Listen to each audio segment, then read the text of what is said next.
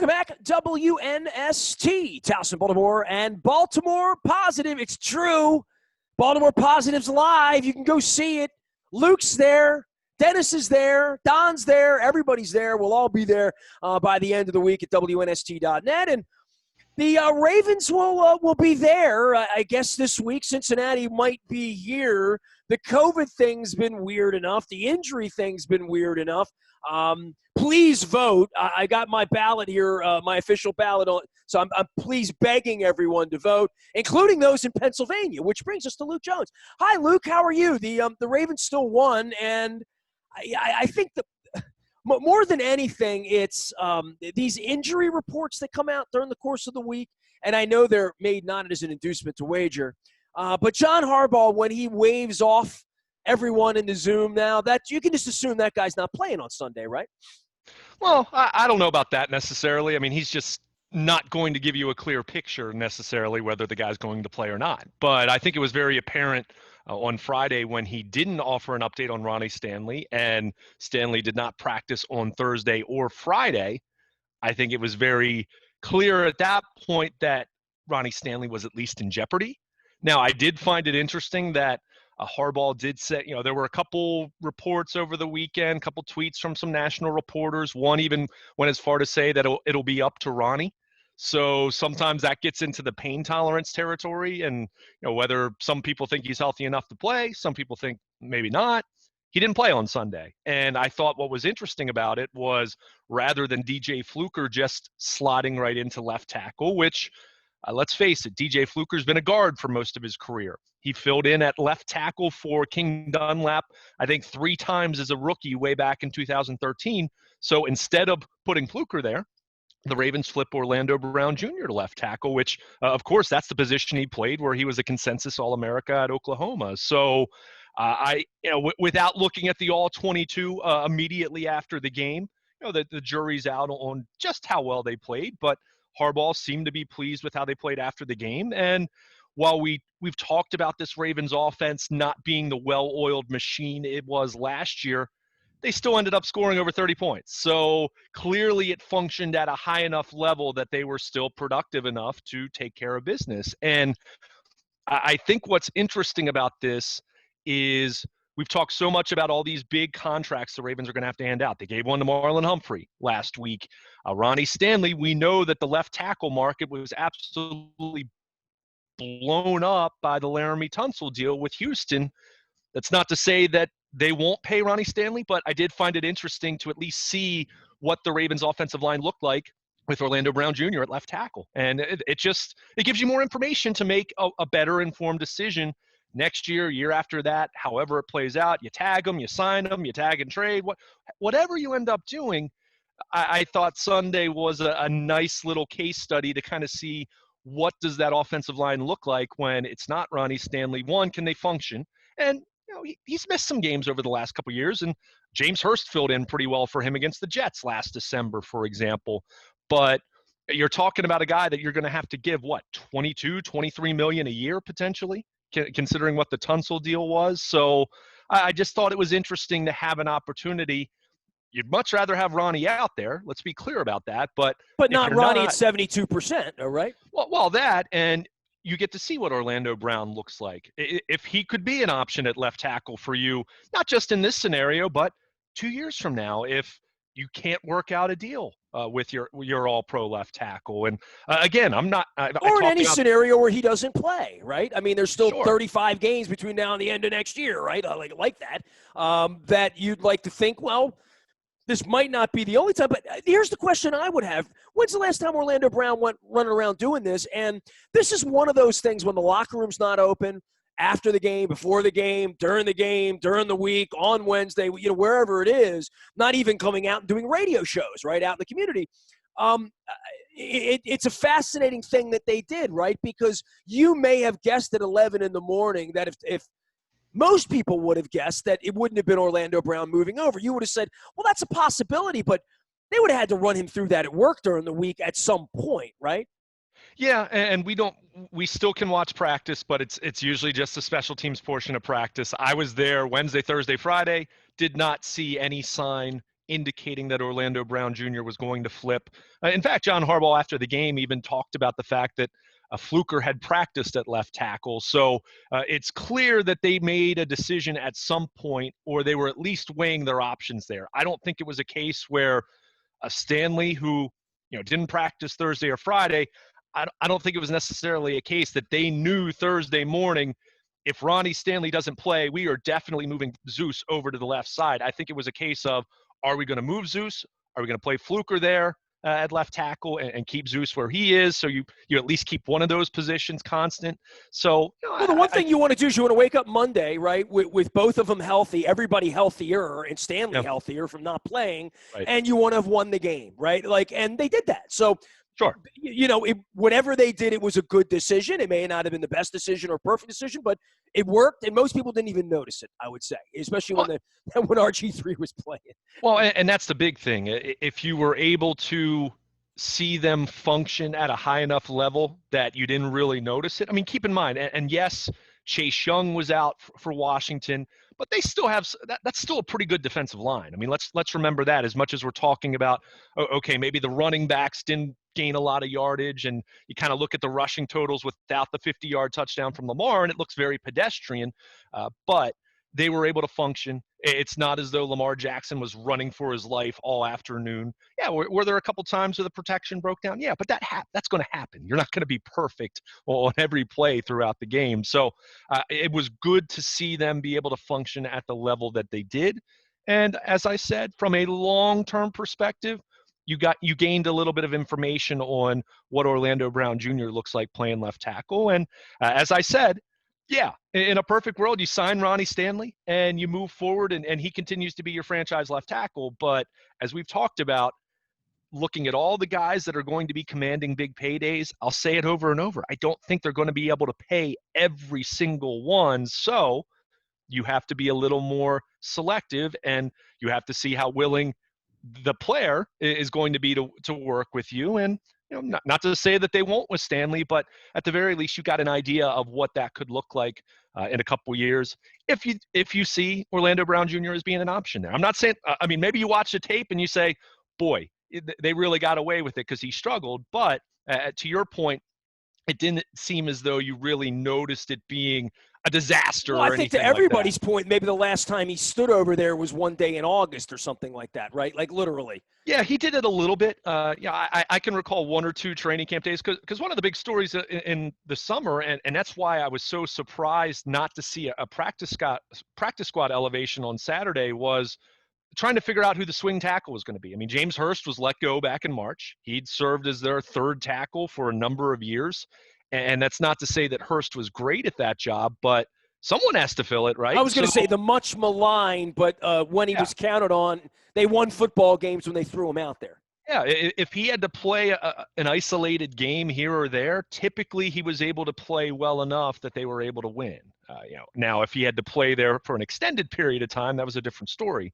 But the point was they never really found that guy over the summer. Will Holden looked like he might be that guy for a while, but then they end up waiving him. He's on the practice squad. And what I found interesting was, and it's one reason why I kind of thought Ronnie Stanley would end up going, was they didn't elevate Holden from the practice squad. Remember, this year with the rules, the extra roster flexibility, you can elevate two guys from your practice squad per week. And you don't have to make a 53-man roster move. Essentially, it can become a 55-man roster for you to select from as far as your game day actives go. And the fact that they didn't elevate Holden made me think, all right, maybe Ronnie Stanley is going to play. But obviously he was deactivated. And then you looked at it and said, okay, Orlando Brown Jr. at left tackle, DJ Fluker at right tackle. And my big question was, what happens if one of those guys go down? Is it Tyree Phillips? Is it Patrick McCarry, who did play tackle primarily as a collegiate player? Is it Nick Boyle sliding to tackle? I mean, they didn't have that natural automatic option that came to mind if one of those guys gets hurt. So again, when they didn't elevate Holden, that's where I thought, all right, maybe Ronnie is going to play, but clearly that wasn't the case. But again, go back to what we said, despite the fact that you didn't have your all-pro left tackle, the Ravens were still able to function at a pretty high level. Wasn't the dominant, well-oiled machine that it was last year. I mean, frankly, through the first quarter of the season, we haven't seen it look quite that prolific. And guess what? It may not look that way this year. I'll remind people over and over and over, the Kansas City Chiefs last year scored 20 fewer offensive touchdowns than they did in 2018.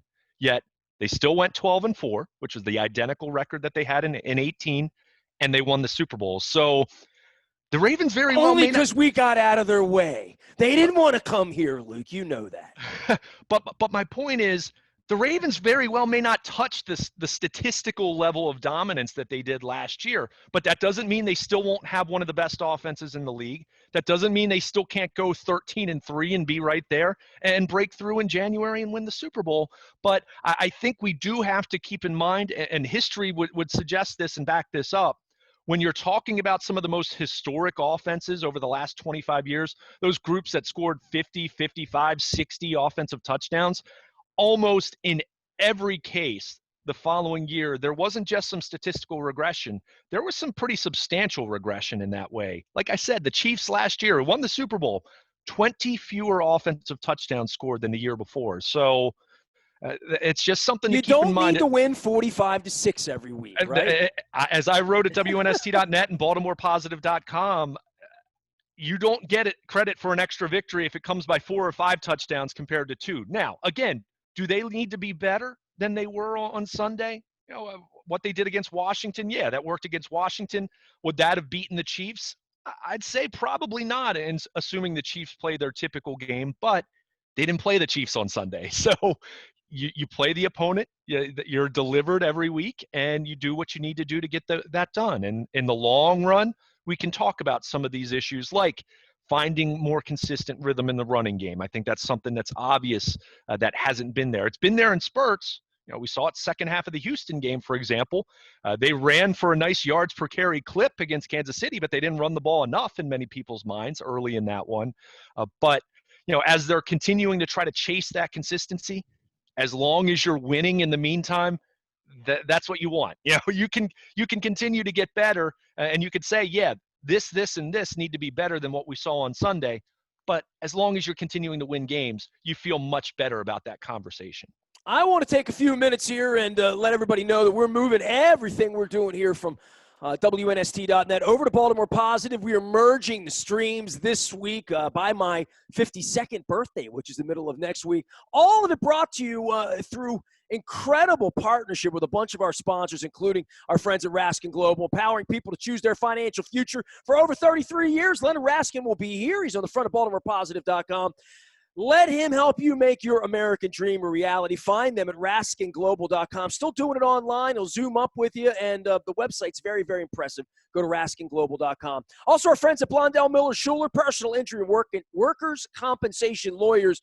But they come on the radio and have a little fun with us and talk about Baltimore, talk about sports. Todd Schuler will be joining us this week. No fees unless they win. Reach them for a free case evaluation. You got an accident, you got a friend in Blondell Miller Schuler down in Essex.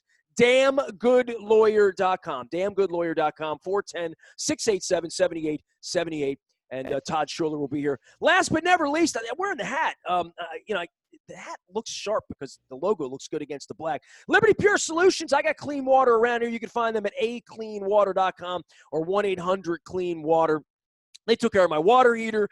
Certainly, you're going to be checking out my well water out at WNST. We talk so much. I've had well water for 22 years there, and I've always wanted to get the little pool shaker out and see whether it's any good or not. I do not drink the well water at WNST, but I've always been told maybe I shouldn't. But we're going to test it this winter and find out. Our well water, your well water, free water analysis, Liberty Pure, and acleanwater.com. All around me, I got my sponsor stuff. I've been eating so much Taharka ice cream. It's a good thing I'm back on the yoga mat with all this chocolate love I've been having. Rofo, real fresh, real fast, and the $5 chicken sandwich now. But I've got the Kona blend in the cup here, my Cole Roofing mug. And Billy Cole will be joining us this week doing some community and charity stuff. He was the inspiration behind Baltimore Positive, believe it or not, in getting me to talk about stuff that wasn't sticking to sports. But sticking back to the Ravens and back to the team formerly known as the Skins, offensively, we're talking about the line and having able-bodied left tackles and who's healthy and who's not. Who's getting the ball and who's touching the ball is always fascinating, because when they were playing pitch and catch last year, right, when they're winning 45-6 and Lamar's jetting here and there, there was some ball distribution. And, Willie Snead's never going to catch 10 balls, right? They're never going to throw the ball 48 times if they do this the right way in this offense. But touches for the running backs and how many times Lamar runs versus the other guys versus the threat to do what he did. He's running less, but when look, everybody in the stadium, all 280 of us, thought that the ball was the running back was getting the ball, including the linebacker, and probably the safeties as well, although I didn't look at their feet. And then he takes off, and then you can't catch him. I don't know, man. That's so schoolyard, and it's so you can't train for it. But Lamar's got the eyes to know when he should keep it and when he should go. And that's something that I guess 3 years into watching this, to see a play like that, Lamar saw something only Lamar sees and plays that only Lamar runs, and decided, now I'll take it. And next thing you know, they're having an end zone celebration. So these are all things the night that they drafted him that I didn't think so much about. But now that they have 3 running backs, right, we're going to be adding up. I mean, I guess the Ravens' offense is a nice fantasy play, but good luck picking one of those 3 guys as your running back, right? Well, I was just going to say it's not a good Lamar Jackson's a great fantasy play, obviously, but their running backs not so much. And full disclosure, Mark Ingram's on one of my fantasy teams, and he was on the bench Sunday because it's trying to figure out how many carries he's going to get. But that aside, this is why I continue to push back against the narrative of, Lamar can't run as much as he does. He can't run as much as he does. And look, I'm not saying or endorsing 18 carries per game for him like we saw it very frequently his rookie year, when it was kind of the patchwork, pieced together, pseudo Greg Roman, San Francisco, Buffalo offense with elements of the remaining elements of the Joe Flacco Ravens offense with Marty Morningwig. But you don't want to take the ball out of his hands that much, because he is that special. And I think it is interesting to kind of look at their running game right now. And you look at it statistically speaking, I think last year they averaged 5.5 yards per carry. Through the first quarter of the season, they're averaging, I think it's 5.4 yards per carry. So it's very close. Now, we're not seeing the same volume. We're not seeing a running game that's on pace to run for 3,200 yards or whatever it ended up being in 2019. But it's still a rushing game that is on pace to probably be fairly easily the top running game in the NFL once again. It's just not that historical level. I don't think the issue has been with any single player's individual performance, although certainly you could look at Mark Ingram's yards per carry and say, well, maybe a little more Gus Edwards, maybe a little more J.K. Dobbins, and a little less Mark Ingram. But I do think where they are having a challenge is not with Lamar Jackson, because I think when he runs and takes off, I think that's kind of its own entity, and it's so special and dynamic, as we saw with the 50-yard touchdown on Sunday. But trying to distribute the carries between the other 3, and I'm not even talking about Justice Hill at this point, who's their number 4 running back, but trying to distribute carries in a way that gets 1 or 2 or all 3 of these guys in any kind of a rhythm, I think has been a challenge. And I think Greg Roman privately would admit that. As much as they talked all offseason, all spring and summer about adding J.K. Dobbins being a great problem to have, you had a system that worked really well last year with Lamar Jackson rushing for 1,200 yards and Ingram for 1,000, and Gus Edwards still doing what he did in short yardage and fourth quarter, let's say. So when you add another dynamic back, and look, J.K. Dobbins is a really talented player, and clearly you want to get him involved, but how do you get the right fit? How do you get that sweet spot where your 3 running backs feel involved, feel like they're getting in a rhythm? I think they're chasing that still. And I don't know what that's going to ultimately look like. It might be that this evolves into, by the end of the year, J.K. Dobbins is your 1 and Gus Edwards is your 1A. And maybe Mark Ingram's the guy who goes by the wayside a little bit by season's end. I think that's probably their long-term plan anyway, considering they drafted Dobbins in the second round after a historical rushing season. But until they get to that point, they kind of have these three running backs. And, again, you look at the individual numbers and the yards per carry, especially for Edwards and Dobbins, looks really, really good. Ingram, it's down, but it's not as though he hasn't had his moments, but you really feel like rhythm has been the issue. And you look at Sunday, again, Jackson's 50-yard run aside, they averaged about 4 yards per carry with their running game, other than that, which isn't horrendous, but it's certainly nothing special. So that's where they're still trying to figure it out. And, oh, yeah, they're replacing a future Hall of Famer at right guard, and they've replaced him with a rookie who, Tyree Phillips, I think, is slowly but surely getting better, but he's still a rookie and still having growing pains.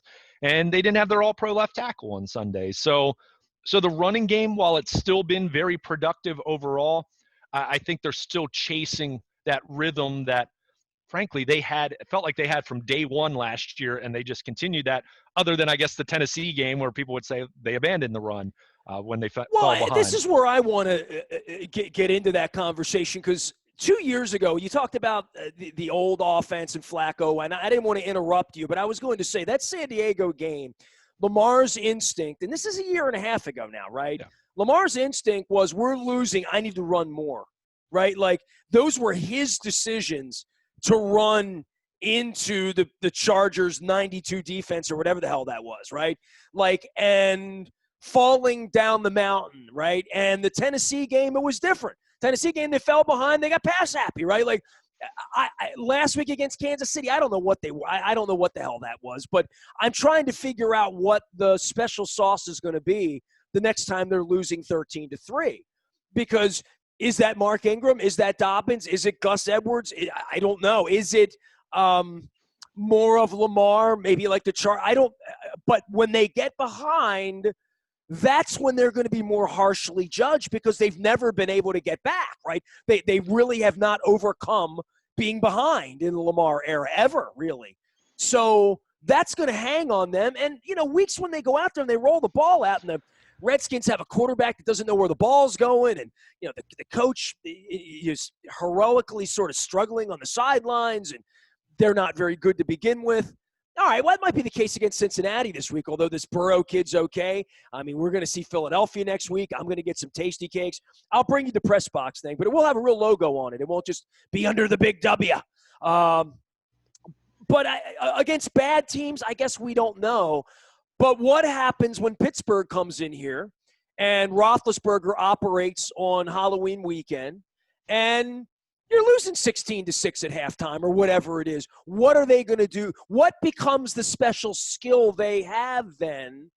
It's Lamar running, obviously, is the special skill, but can they go over the top? Can he find Hollywood? Can they get back into a game? And how will they choose to do that? How will they try to do that, running or passing, if they get behind? And they'll get behind again. They will. Yeah, and I mean, that's the big question that is not going to be answered against Washington, because unless things go really wrong to a really surprising degree, you're not going to be trailing to a team like that. I mean, you would have had to give the ball away, right? I mean, you would have had to have fumbled, intercepted, had awful, somebody falls down in coverage, just something weird to just give them points, because they were going to be very, very hard pressed to earn points. And that's part of this narrative that I think is, and when I say narrative, that not saying that there isn't truth to it, because it's clear, but part of this is they've been so good that they've rarely trailed. I mean, think about last year. They only lost 2 games. Well, that's where I am with Lamar's body language against Kansas City last week, and I know we talked about it a little bit. Right. I talked about it more with other people. Then I moved on to I almost said the R word. I almost said it. I said moved on to the Washington week, the Washington football team week. But I think the body language we saw. What happens when you're losing? Because it's been one friggin' party already. I bet they have led 88% of the time since Lamar, literally, right? Like, on game time, they lead most of the time, except in the weeks when they're losing, and they don't lose much. Yeah, I mean, discounting the time where it's tied and, no score to begin the game, et cetera. Yeah, I mean, they've led way, way more than they've trailed. but that's a good thing, by the way. And that's not something to But apologize it for. changes your decision Oh, making. no question about it. But therein Ask lies a guy who's been rich and a guy who's been poor. Trust me. Therein lies the issue here. It's not as though you want to go out there and say, yeah, we'd love to be able to figure out how to play with a deficit and overcome that, because that's not the point. The point is to take a lead. The point is to go out and do what the Ravens have done And to never by have and to know what large. happens when you're losing, right? But what you say is completely valid, and when you do look at it, that's where going back to what I mentioned a little bit earlier in our discussion, where I said some of the inevitable statistical regression, where I said, look, the Ravens aren't going to rush for, ran for 3,250 yards, whatever it was last year. They're not going to run for 3,600 yards this year.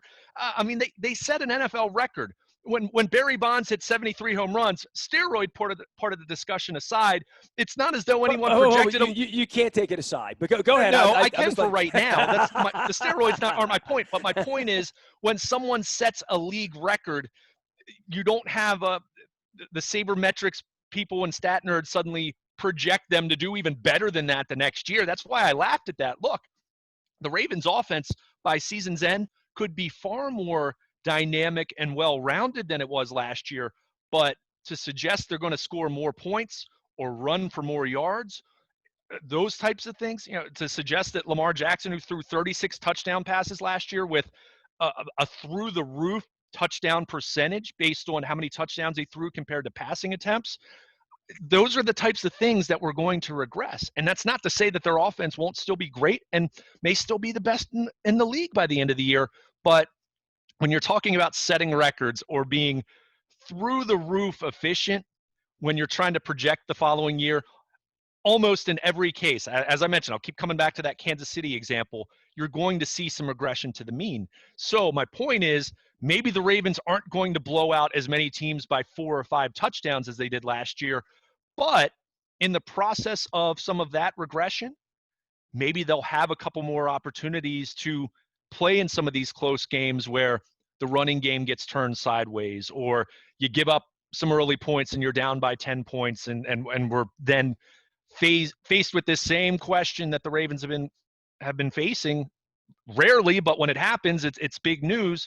Trailing by 10 points, how does this offense look? Do they abandon the run? Do they panic? Which I think panic and poise are 2 words that have been tossed around a lot. A lack thereof with poise when they fall behind. But can Greg Roman scheme some higher percentage throws for Lamar Jackson? I mean, when they trailed against Kansas City, you look at that, receivers were not getting open. I still looked at what they were trying to do from a passing standpoint, and where were the scheme throws to give Lamar Jackson some high percentage throws rather than just trying to throw outside the numbers and things of that nature. I mean, there are ways to scheme against what Kansas City was doing, and I didn't see the Ravens have a great idea of how to do it. And it's not to say that I had all the answers, but when you're talking about a team that can function at the level they're capable of functioning, that's frustrating to see. So maybe through all of this talk about they're not going to be a historic running game this year, or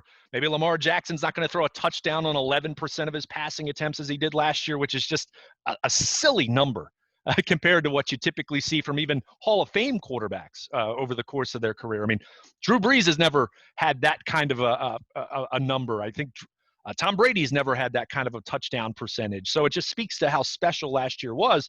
But through that regression, maybe you have a couple other games where things are close, or you're trailing, or you're off schedule. As I've said, this arbitrary, Lamar Jackson's 0-5 when the Ravens have trailed by 10 or more points. Well, go look at the records for most quarterbacks when they trail by 10 or more points. It's not as though guys have winning records. Maybe they have 1 win or they have 2 wins over the course of a couple of years.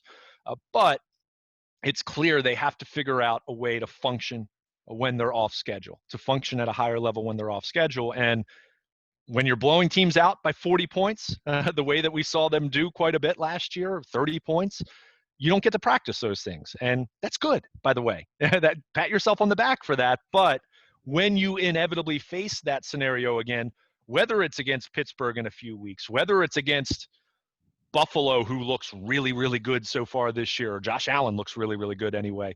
Whether it's Kansas City in January, whether it's the Titans as it was last January, you want to see progress in terms of being able to stage that comeback. And that's not to say you're going to come back every single time when you're in that situation, but can you function at a higher level? Can you play in a way that doesn't look like you're panicking and completely losing your poise, which I put on the coaching staff as much as the players in those scenarios. So again, you weren't going to learn that on Sunday. And as I wrote at WNST.net and Baltimore Positive, there was really nothing the Ravens could do on Sunday that was going to look impressive in the shadow of what happened to them against Kansas City. So just get the win, get out of the game with good health, which it appeared that the Ravens were able to do that, even though Patrick Queen was banged up at one point, Deshaun Elliott was banged up at one point, but they both returned to the game.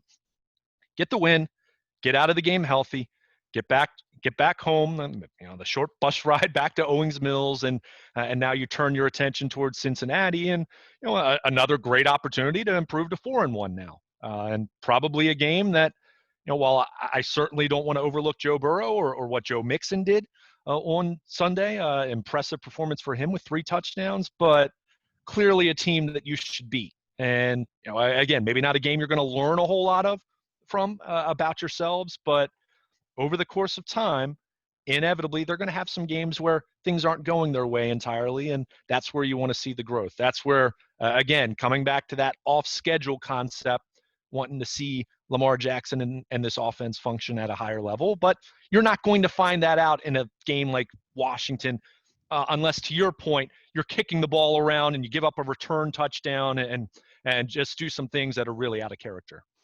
He is Luke Jones. He is Baltimore Luke, and Luke at WNST.net. They let him in to Owings Mills, but I got the prize of going to Raul John on, and by the way, it was great salmon, fantastic salmon, better than the box lunch. Luke will be at the game on Sunday. The Cincinnati Bengals will be here. I will be going to Cincinnati most of the week this week and talking to Bengals folks. Don Moeller and I have merged Baltimore Positive with WNST.net.